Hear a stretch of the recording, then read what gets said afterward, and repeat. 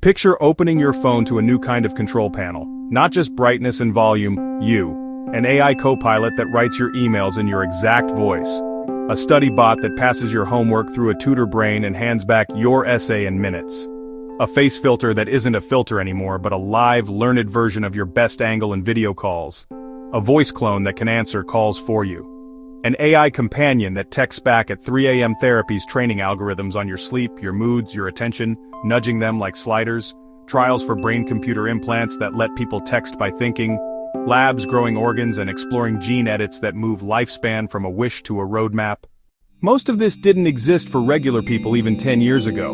We used to dream about superpowers. Now a lot of them ship as apps. C.S. Lewis didn't see our apps, but he saw the pattern.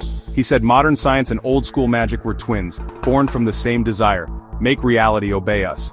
When that desire serves truth and protects people, it's amazing. When it treats people like projects, it hollows us out. He called the dangerous trade the magician's bargain: get power, pay with pieces of yourself.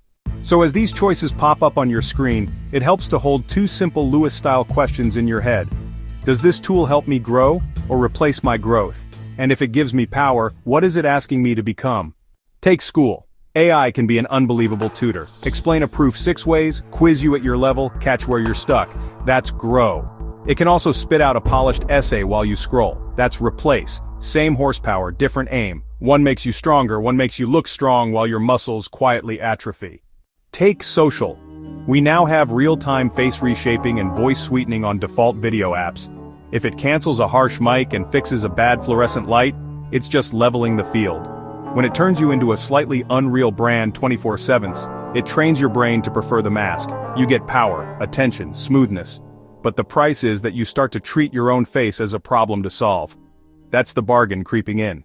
Take relationships. AI companions are getting good at attention. Perfectly timed replies, memory of your inside jokes, endless patience. For some people, that's a lifeline in a lonely season. But there's a line where the simulation starts to teach you the wrong lessons about real people, who are glitchy, slow to reply, and gloriously not programmable. If the tool helps you practice kindness for people, great. If it makes people feel like a frustrating downgrade, you paid with empathy. Take health. We're watching AI move into therapy, sleep coaching, and pain management. CRISPR is in the clinic for certain diseases. Brain-computer interfaces have let paralyzed people type with their thoughts. Surgeons are experimenting with lab-grown tissues and animal-human transplants. This is history-level good news when it heals. Lewis would still wave a flag. Beware the moment treatment turns into trophy. Fix what's broken is not the same as upgrade me beyond everyone else. When the story becomes win at any price, the price usually becomes you. He wrote a novel about a cabal that worships a head, literally a severed, reanimated head, because it promises control beyond normal limits. It's wild fiction, but the point isn't the sci-fi, it's the habit. Once you start chasing raw power, you get comfortable with tricks that would have disgusted you a year earlier. The means harden you into the kind of person who can use them. The technique teaches the ethic. Translate that into today. If you lean on a homework generator all year, you don't just get essays, you learn to be the sort of person who presents other people's work as your own. If you drive with a safety assistant that refuses to start the car when you're impaired, you don't just get home alive, you learn to accept guardrails that keep you and everyone else alive. Tools shape us in both directions. Here's how Lewis would make this practical without turning it into a therapy session. When a new power appears, name the good you're actually after. I want to understand calculus. I want to look like myself on a bad webcam. I want fewer nightmares. I want to walk again. Then ask how the tool gets you there. If it coaches, translates, steadies, or heals, you're probably conforming yourself to reality with help. If it impersonates, shortcuts, or anesthetizes the exact part of you that should be learning or choosing, you're probably bending reality to your wishes and shaving off a bit of yourself to make it fit. Look at what's arriving next and try that lens on.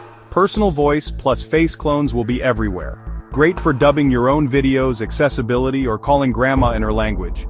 Dark when they become a mask you can't put down, or a weapon to fake you. Power that keeps you honest? Use it. Power that makes honesty optional? That's the bargain.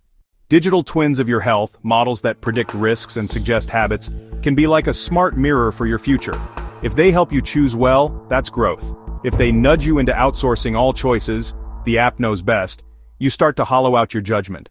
AI study rooms that watch your eye movement and nudge you back on task can help focus. If they slide into "the system did the work," you graduate with a transcript and not much you behind it. Emotion editing is creeping into consumer tools. Background music, pacing, even wording that maximizes likes. Helpful for clarity, dangerous when you can't feel whether what you're saying is actually true. The technique, perfectly tuned rhetoric, trains the ethic, say whatever works. Longevity tech is getting serious investment. Gene edits, cell rejuvenation, organ engineering. If it cures disease and eases suffering, that's medicine. If it turns into never die no matter the cost, Lewis would say you're not fighting death anymore. You're trying to replace being human. Notice the shape.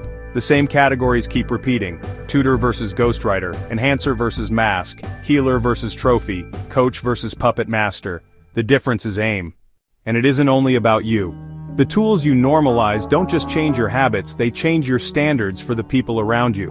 If you're used to every conversation being edited for your comfort, your friend's unedited sadness will feel wrong. If you're used to winning with shortcuts, your teammate's slow improvement will feel like drag.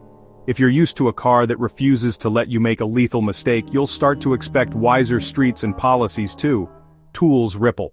Lewis's best advice, updated for the feed we actually live in, might sound like this. Use AI like glasses, not a mask. Glasses sharpen what's already there, masks replace it. Use power that keeps you truthful, the kind that helps you do the right thing you meant to do.